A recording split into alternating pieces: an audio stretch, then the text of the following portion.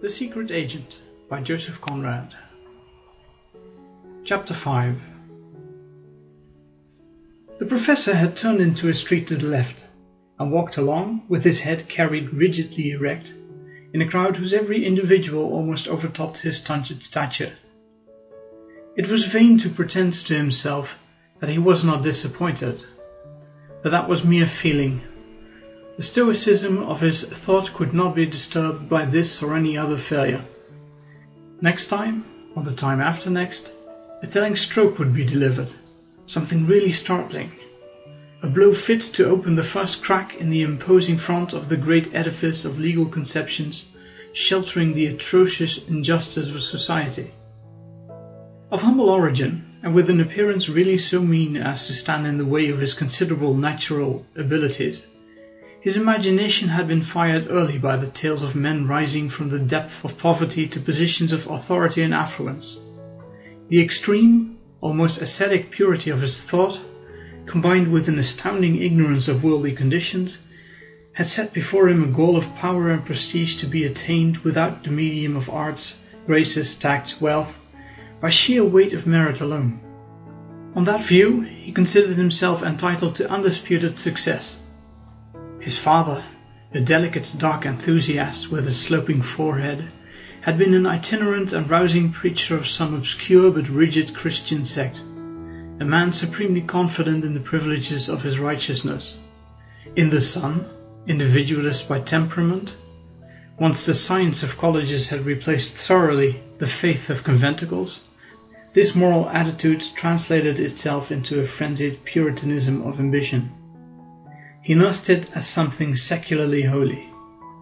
To see it thwarted opened his eyes to the true nature of the world, whose morality was artificial, corrupt, and blasphemous. The way of even the most justifiable revolutions is prepared by personal impulses disguised into creeds. The professor's indignation found in itself a final cause that absolved him from the sin of turning to destruction as the agent of his ambition. To destroy public faith in legality was the imperfect formula of his pedantic fanaticism. But the subconscious conviction that the framework of an established social order cannot be effectually shattered except by some form of collective or individual violence was precise and correct. He was a moral agent that was settled in his mind. By exercising his agency with ruthless defiance, he procured for himself the appearances of power and personal prestige. That was undeniable to his vengeful bitterness.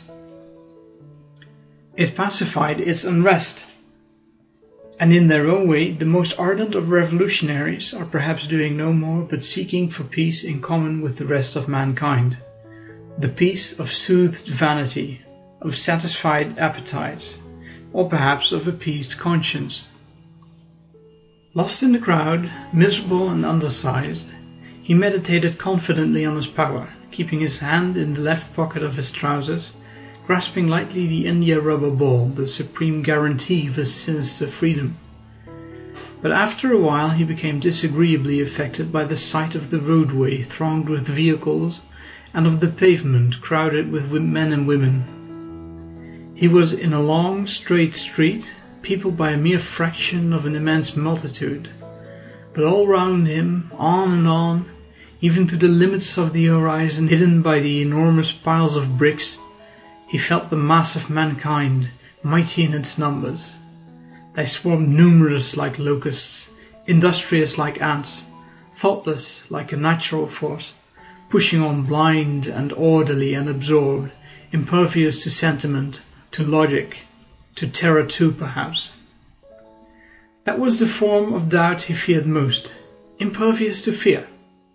Often, while walking abroad, when he happened also to come out of himself, he had such moments of dreadful, insane mistrust of mankind.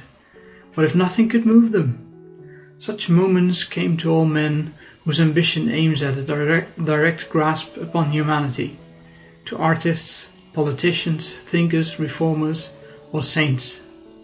A despicable emotional state this, against which solitude fortifies a superior character. and with severe exultation the professor thought of the refuge of his room, with its padlocked cupboard, lost in a wilderness of poor houses, the hermitage of the perfect anarchist. In order to reach sooner the point where he could take his omnibus, he turned brusquely out of the popular street into a narrow and dusky alley paved with flagstones. On one side, the low brick houses had in their dusty windows the sightless, moribund look of incurable decay, empty shells awaiting demolition. From the other side, life had not departed wholly as yet. Facing the only gas lamp yawned the cavern of a second-hand furniture dealer, where, deep in the gloom of a sort of narrow avenue winding through a bizarre forest of wardrobes, with an undergrowth tangle of table legs, a tall pier glass glimmered like a pool of water in a wood. An unhappy, homeless couch, accompanied by two unrelated chairs, stood in the open. The only human being making use of the alley besides the professor, coming stalwart and erect from the opposite direction, checked his swinging pace suddenly. "Hello," he said, and stood a little on one side watchfully. The professor had already stopped, with a ready half-turn which brought his shoulders very near the other wall. His right hand fell lightly on the back of the outcast couch, the left remained purposefully plunged deep in the trousers pocket, and the roundness of the heavy-rimmed spectacles imparted an owlish character to his moody, unperturbed face. It was like a meeting in a side corridor of a mansion full of life. The stalwart man was buttoned up in a dark overcoat and carried an umbrella. His hat, tilted back, uncovered a good deal of forehead, which appeared very white in the dusk. In the dark patches of the orbits the eyeballs glimmered piercingly.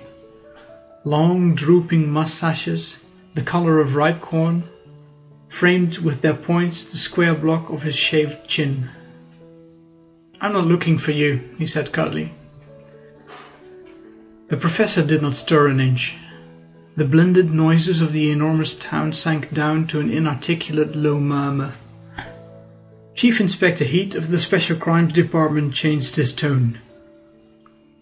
"Not in a hurry to get home?" he asked with mocking simplicity. The unwholesome-looking little moral agent of destruction exulted silently in the possession of personal prestige, keeping in check this man armed with the defensive mandate of a menaced society. More fortunate than Caligula, who wished that the Roman Senate had only one head for the better satisfaction of his cruel lust, he beheld in that one man all the forces he had set at defiance, the force of law, property, oppression, and injustice. He beheld all his enemies and fearlessly confronted them all in a supreme satisfaction of his vanity. They stood perplexed before him as before a dreadful portent. He gloated inwardly over the chance of this meeting affirming his superiority over all the multitude of mankind. It was in reality a chance meeting. Chief Inspector Heat had had a disagreeably busy day since his department received the first telegram from Greenwich a little before 11 in the morning. First of all, the fact of the outrage being attempted less than a week after he had assured a high official that no outbreak of anarchist activity was to be apprehended was sufficiently annoying. If he ever thought himself safe in making a statement, it was then. He had made that statement with infinite satisfaction to himself, because it was clear that the high official desired greatly to hear that very thing. He had affirmed that nothing of the sort could even be thought of without the department being aware of it within 24 hours. And he had spoken thus in his consciousness of being the great expert of his department. He had gone even so far as to utter words which true wisdom would have kept back. But Chief Inspector Heat was not very wise, at least not truly so. True wisdom, which is not certain of anything in this world of contradictions, would have prevented him from attaining his present position. It would have alarmed his superiors and done away with his chances of promotion. His promotion had been very rapid. "There isn't one of them, sir, that we couldn't lay our hands on at any time of night and day. We know what each of them is doing hour by hour, he had declared. And the high official had deigned to smile. This was so obviously the right thing to say for an officer of Chief Inspector Heat's reputation that it was perfectly delightful. The high official believed the declaration, which chimed in with his idea of the fitness of things. His wisdom was of an official kind, or else he might have reflected upon a matter not of theory, but of experience, that in the close woven stuff of relations between conspirator and police, there occur unexpected solutions of continuity, sudden holes in space and time. A given anarchist may be watched inch by inch and minute by minute, but lost for a few hours, during which something, generally an explosion, more or less deplorable, does happen. But the high official, carried away by his sense of the fitness of things, had smiled, and now the recollection of that smile was very annoying to Chief Inspector Heat, principal expert in anarchist procedure. This was not the only circumstance whose recollection depressed the usual serenity of the eminent specialist. There was another, dating back only to that very morning. The thought that when called urgently to his assistant commissioner's private room, he had been unable to conceal his astonishment was distinctly vexing. His instinct of a successful man had taught him long ago that, as a general rule, a reputation is built on manner as much as on achievement. And he felt that his manner, when confronted with the telegram, had not been impressive. He had opened his eyes widely and had exclaimed, "Impossible!" exposing himself thereby to the unanswerable retort of a fingertip laid forcibly on the telegram which the assistant commissioner, after reading it aloud, had flung on the desk. To be crushed, as it were, under the tip of a forefinger was an unpleasant experience. Very damaging too. Furthermore, Chief Inspector Heat was conscious of not having mended matters by allowing himself to express a conviction. "One thing I can tell you at once, none of our lot had anything to do with this." He was strong in his integrity of a good detective, but he saw now that an impenetrable, attentive reserve towards this incident would have served his reputation better. On the other hand, he admitted to himself that it was difficult to preserve one's reputation if rank outsiders were going to take a hand in the business. Outsiders are the bane of the police as of other professions. The tone of the Assistant Commissioner's remarks had been sour enough to set one's teeth on edge. And since breakfast, Chief Inspector Heat had not managed to get anything to eat. Starting immediately to begin his investigation on the spot, he had swallowed a good deal of raw, unwholesome fog in the park. Then he had walked over to the hospital, and when the investigation in Greenwich was concluded, at last he had lost his inclination for food. Not accustomed, as the doctors are, to examine closely the mangled remains of human beings, he had been shocked by the sight disclosed to his view when a waterproof sheet had been lifted off a table in a certain apartment of the hospital. Another waterproof sheet was spread over that table in the manner of a tablecloth, with the corners turned up over a sort of mound, a heap of rags, scorched and blood-stained, half concealing what might have been an accumulation of raw material for a cannibal feast. It required considerable firmness of mind not to recoil before that sight. Chief Inspector Heat, an efficient officer of his department, stood his ground, but for a whole minute he did not advance. A local constable in uniform cast a sidelong glance and said, with stolid simplicity, "He's all there, every bit of him. It was a job." He had been the first man on the spot after the explosion. He mentioned the fact again. He had seen something like a heavy flash of lightning in the fog. At that time he was standing at the door of the King William Street Lodge talking to the keeper. The concussion made him tingle all over. He ran between the trees towards the observatory. "As fast as my legs would carry me," he repeated twice. Chief Inspector Heat, bending forward over the table in a gingerly and horrified manner, let him run on. The hospital porter and another man turned down the corners of the cloth and stepped aside. The Chief Inspector's eyes searched the gruesome detail of that heap of mixed things which seemed to have been collected in shambles and rag shops. "You used a shovel," he remarked, observing a sprinkling of small gravel, tiny brown bits of bark, and particles of splintered wood as fine as needles. "Had to in one place," said the stolid constable. "I sent a keeper to fetch the spade. When he heard me scraping the ground with it, he leaned his forehead against a tree and was sick as a dog." The Chief Inspector, stooping guardedly over the table, fought down the unpleasant sensation in his throat. The shattering violence of destruction which had made of that body a heap of nameless fragments affected his feelings with a sense of ruthless cruelty, though his reason told him the effect must have been as swift as a flash of lightning. The man, whoever he was, had died instantaneously, and yet it seemed impossible to believe that a human body could have reached that state of disintegration without passing through the pangs of inconceivable agony. No physiologist, and still less of a metaphysician, Chief Inspector Heat rose by the force of sympathy, which is a form of fear, above the vulgar conception of time. Instantaneous!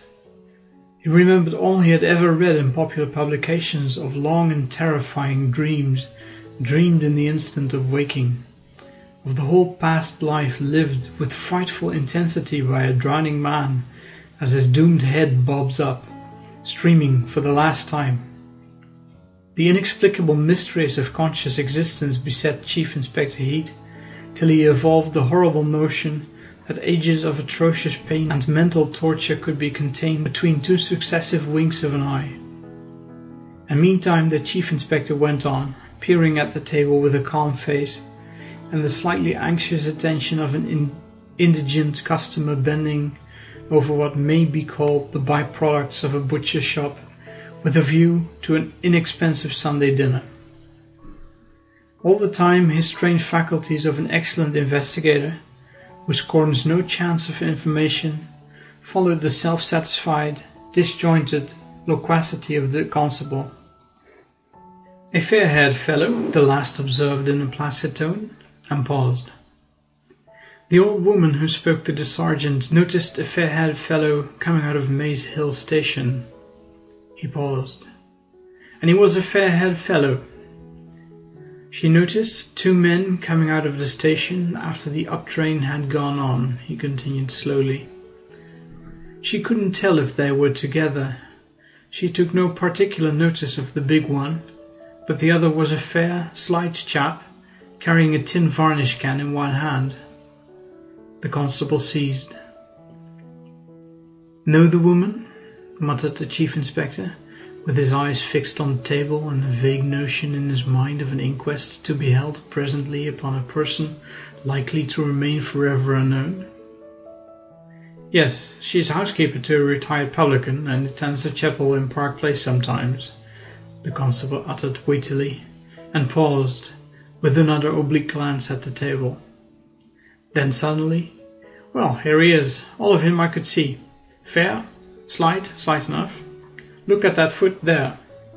I picked up the legs first, one after another. It was that scattered you didn't know where to begin." The constable paused. The least flicker of an innocent self-laudatory smile invested his round face with an infantile expression. "Stumbled," he announced positively. "I stumbled once myself, and pitched on my head too, while running up. Them roots do stick out all about the place.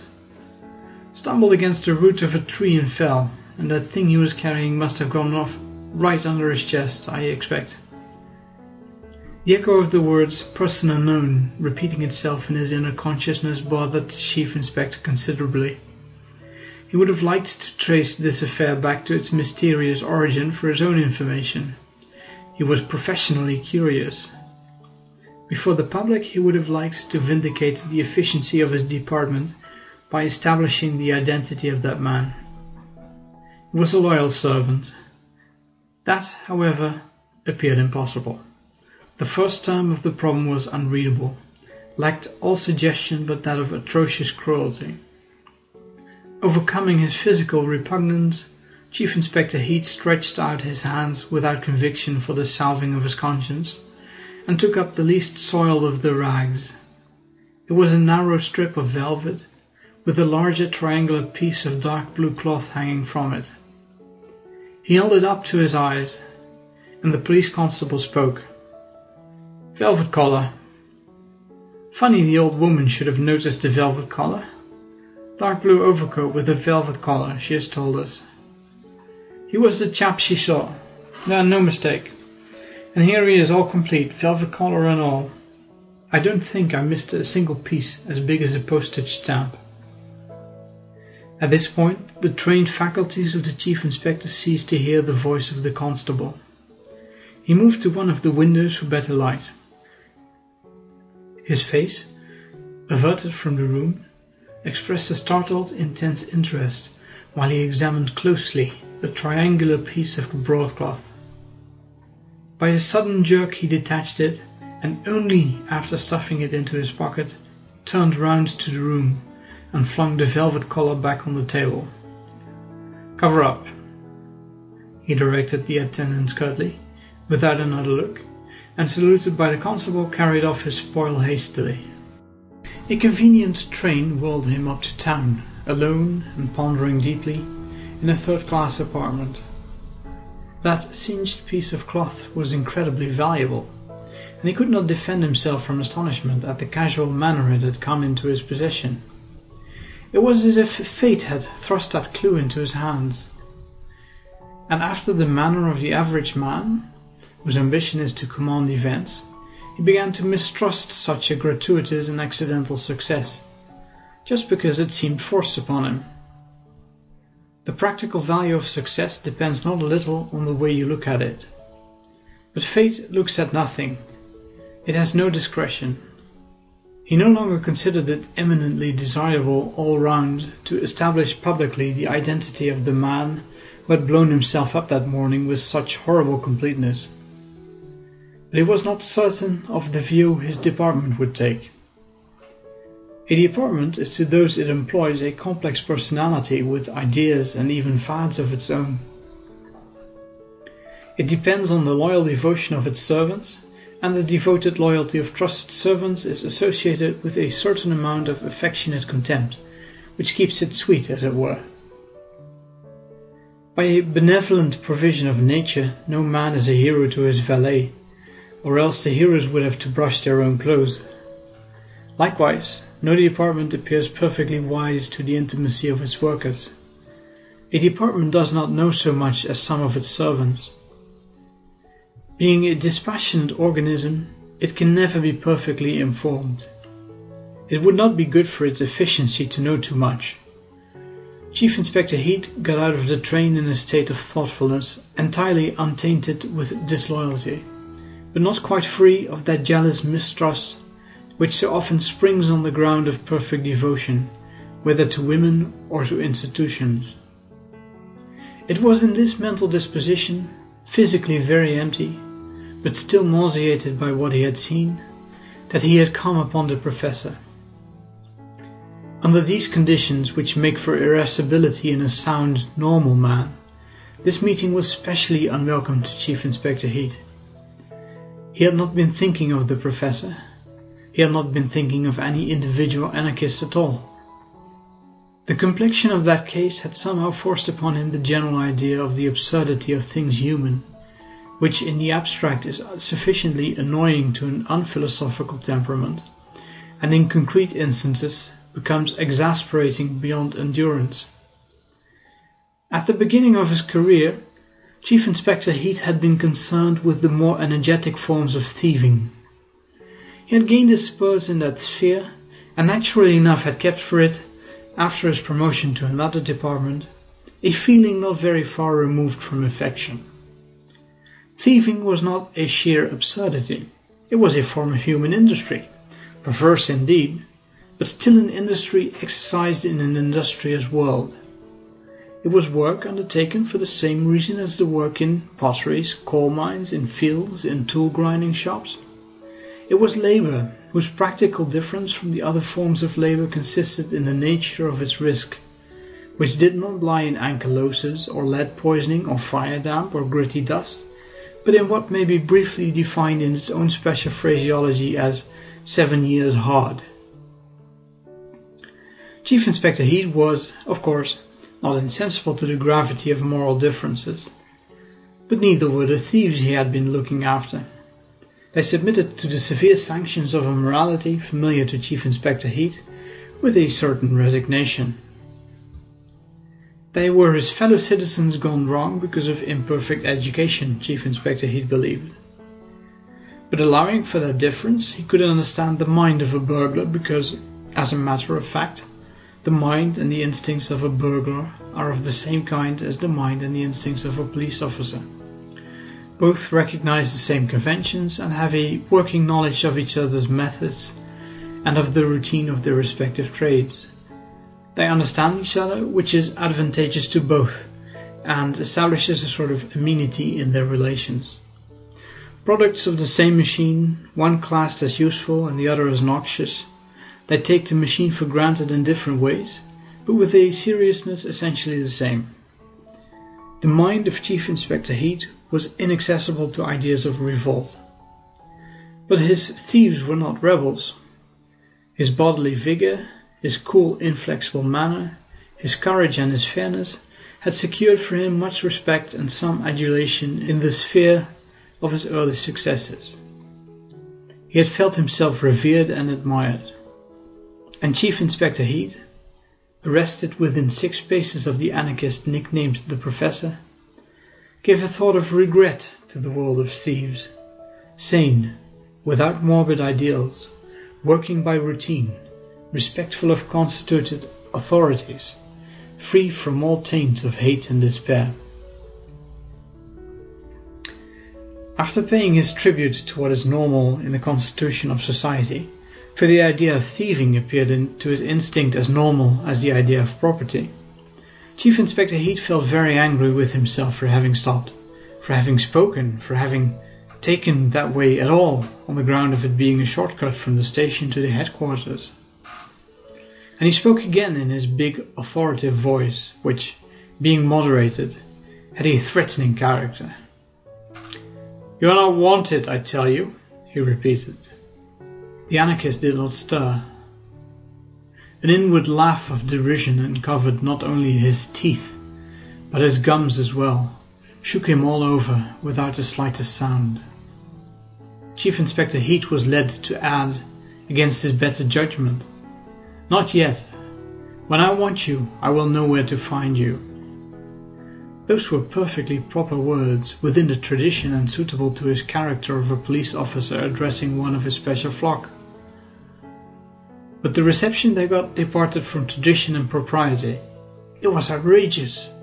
The stunted, weakly figure before him spoke at last. "I've no doubt the papers would give you an obituary notice then. You know best what that would be worth to you. I should think you can imagine easily the sort of stuff that would be printed. But you may be exposed to the unpleasantness of being buried together with me, though I suppose your friends would make an effort to sort us out as much as possible." With all his healthy contempt for the spirit dictating such speeches, the atrocious elusiveness of the words had its effect on the Chief Inspector Heat. He had too much insight and too much exact information as well to dismiss them as rot. The dusk of this narrow lane took on a sinister tint from the dark, frail little figure, its back to the wall, and speaking with a weak, self-confident voice. To the vigorous, tenacious vitality of the Chief Inspector, the physical wretchedness of that being, so obviously not fit to live, was ominous. For it seemed to him that if he had the misfortune to be such a miserable object, he would not have cared how soon he died. Life had such a strong hold upon him that a fresh wave of nausea broke out in slight perspiration upon his brow. The murmur of town life, the subdued rumble of wheels in the 2 invisible streets to the right and left, came through the curve of the sordid lane to his ears with a precious familiarity and an appealing sweetness. He was human, but Chief Inspector Heat was also a man, and he could not let such words pass. "All this is good to frighten children with," he said.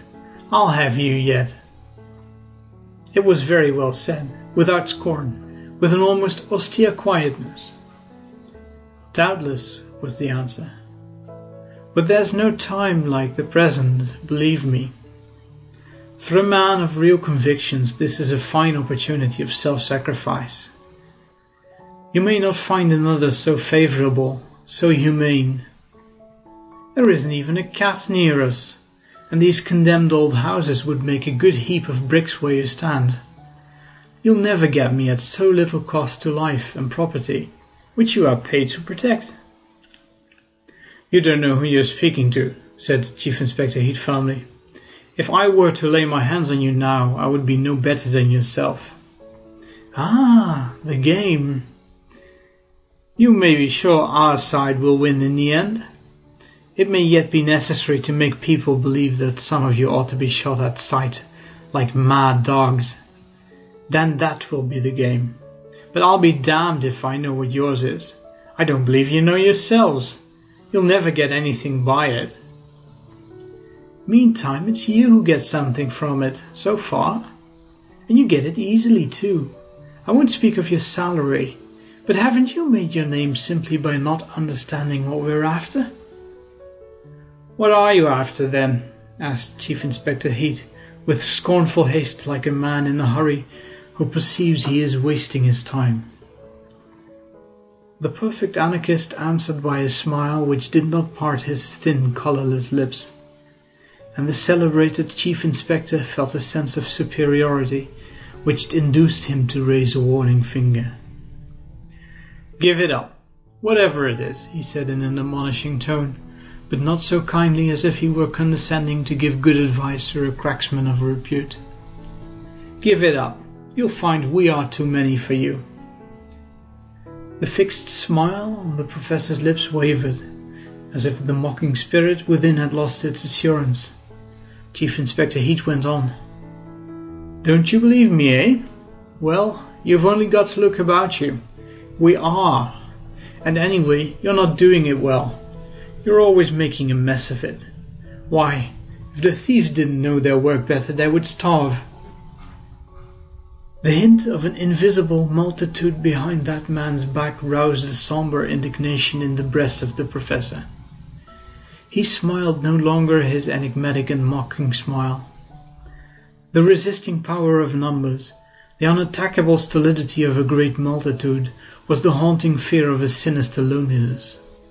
His lips trembled for some time before he managed to say in a strangled voice, "I am doing my work better than you are doing yours."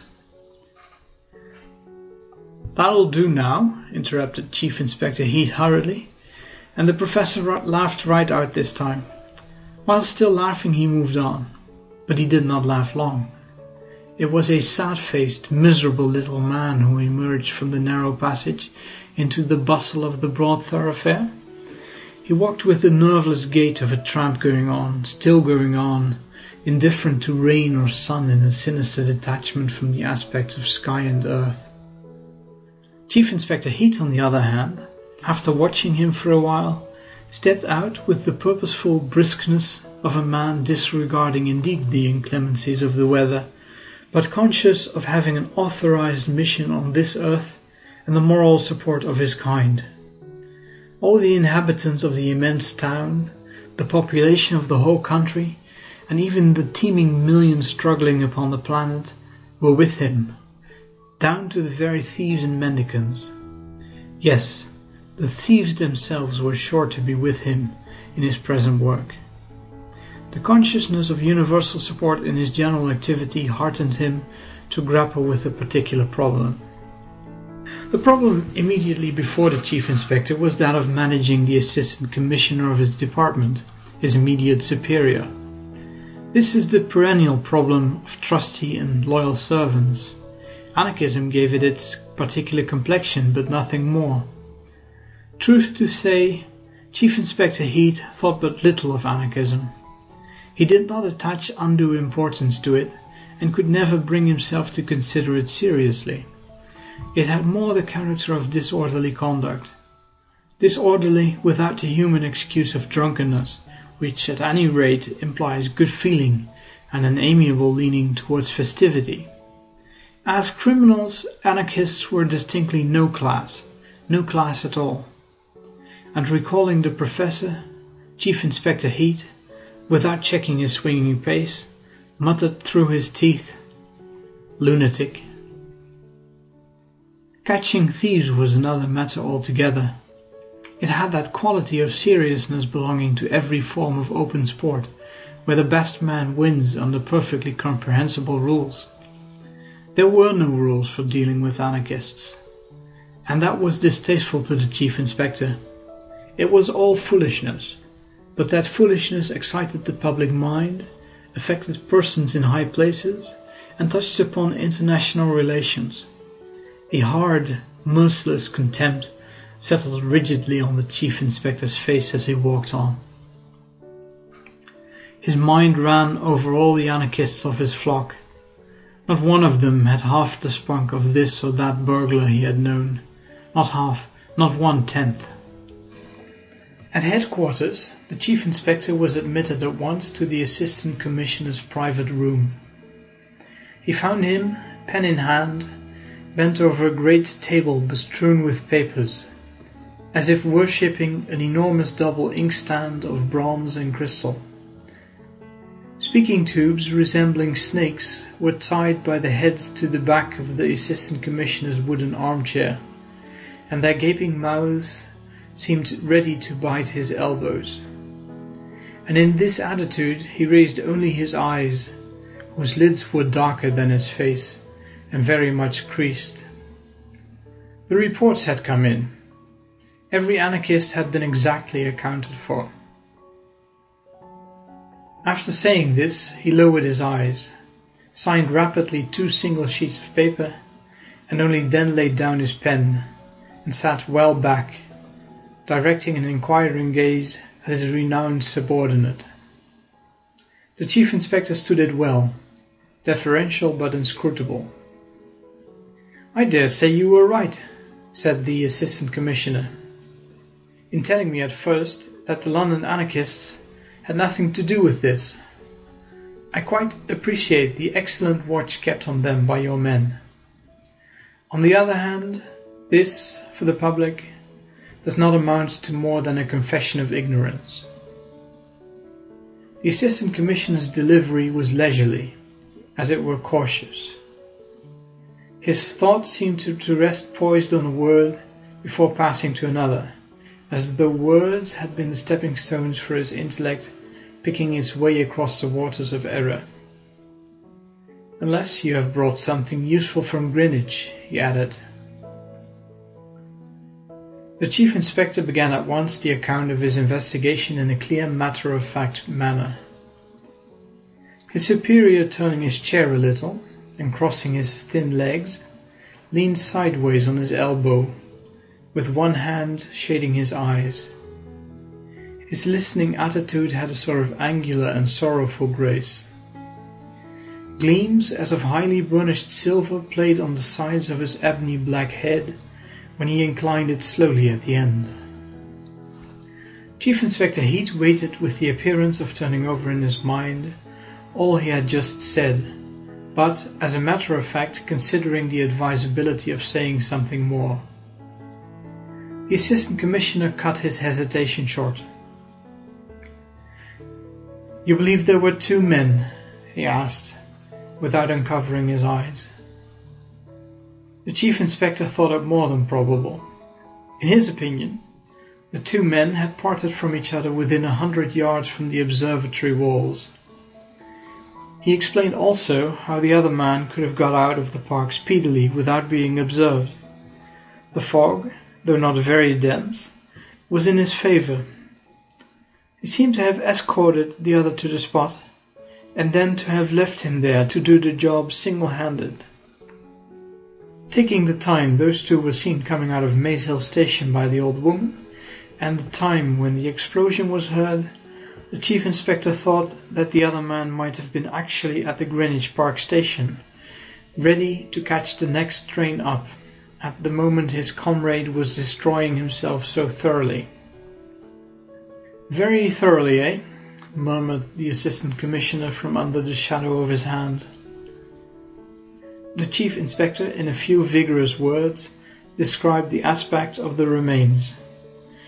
"The coroner's jury will have a treat," he added grimly.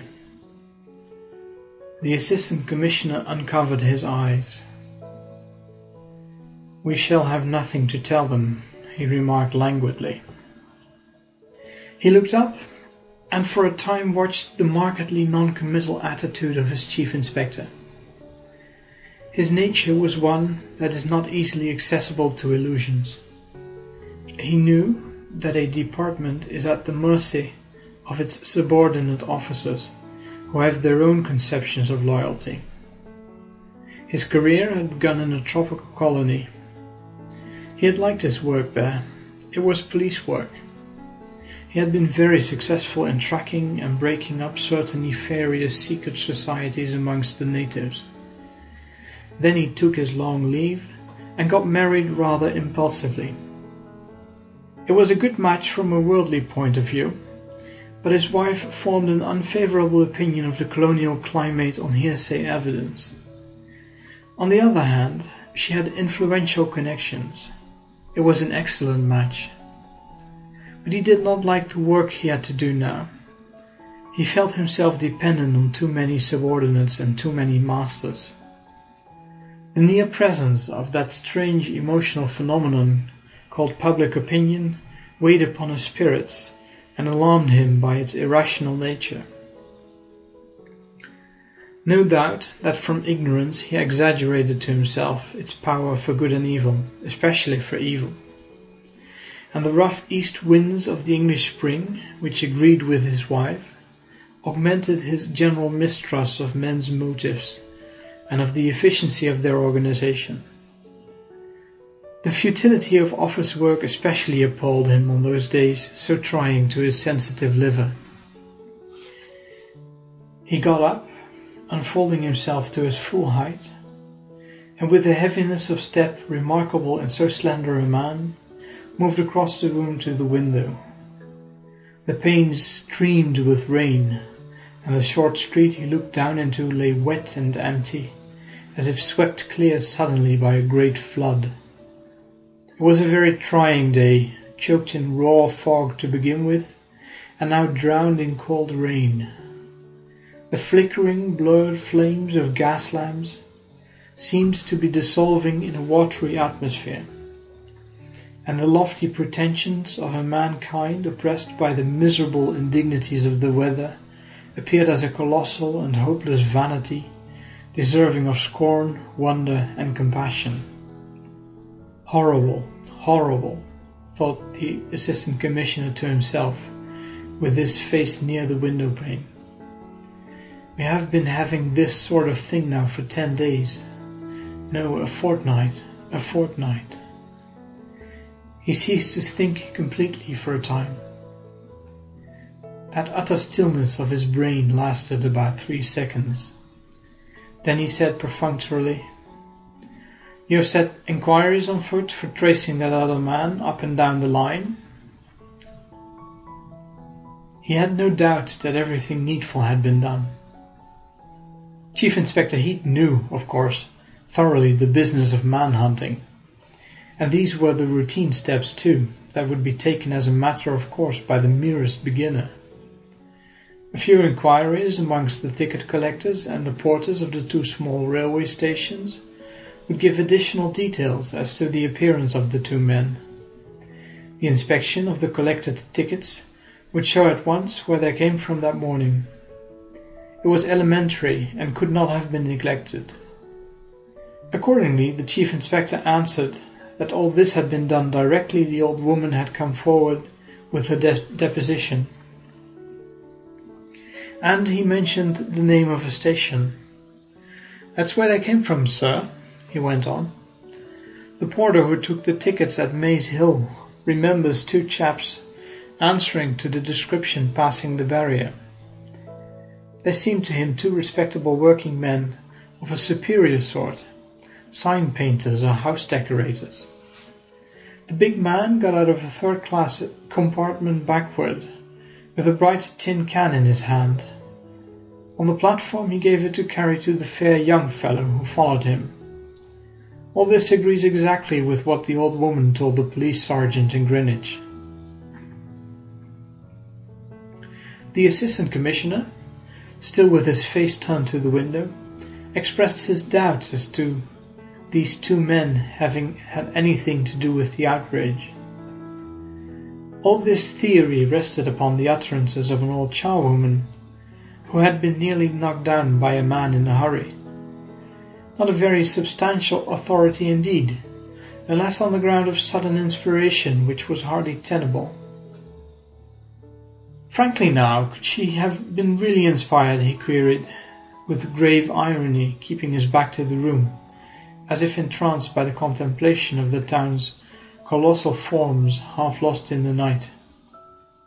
He did not even look round when he heard the mutter of the word providential from the principal subordinate of his department, whose name, printed sometimes in the papers, was familiar to the great public as that of one of its zealous and hard-working protectors. Chief Inspector Heat raised his voice a little. "Strips and bits of bright tin were quite visible to me," he said. "That's a pretty good corroboration.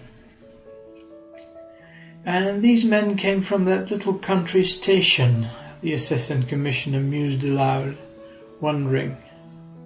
He was told that such was the name on 2 tickets out of 3 given up out of that train at Maze Hill. The 3rd person who got out was a hawker from Gravesend, well known to the porters. The Chief Inspector imparted that information in a tone of finality with some ill humour, as loyal servants will do in the consciousness of their fidelity and with the sense of the value of their loyal exertions. And still, the Assistant Commissioner did not turn away from the darkness outside, as vast as a sea. "2 foreign anarchists coming from that place," he said, apparently to the window-pane. "It's rather unaccountable." "Yes, sir, but it would be still more unaccountable if that Michaelis weren't staying in a cottage in the neighbourhood." At the sound of that name, falling unexpectedly into this annoying affair, the Assistant Commissioner dismissed brusquely the vague remembrance of his daily whist party at his club. It was the most comforting habit of his life, in a mainly successful display of his skill without the assistance of any subordinate. He entered his club to play from 5 to 7 before going home to dinner, forgetting for those 2 hours whatever was distasteful in his life, as though the game were a beneficent drug for allaying the pangs of moral discontent. His partners were the gloomily humorous editor of a celebrated magazine, a silent elderly barrister with malicious little eyes, and a highly martial, simple-minded old colonel with nervous brown hands. They were his club acquaintances merely. He never met them elsewhere except at the card table. But they all seemed to approach the game in the spirit of co-sufferers, as if it were indeed a drug against the secret ills of existence. And every day as the sun declined over the countless roofs of the town, a mellow, pleasurable impatience, resembling the impulse of a sure and profound friendship, lightened his professional labours. And now this pleasurable sensation went out of him with something resembling a physical shock, and was replaced by a special kind of interest in his work of social protection, an improper sort of interest, which may be defined best as a sudden and alert mistrust of the weapon in his hand. End of chapter 5.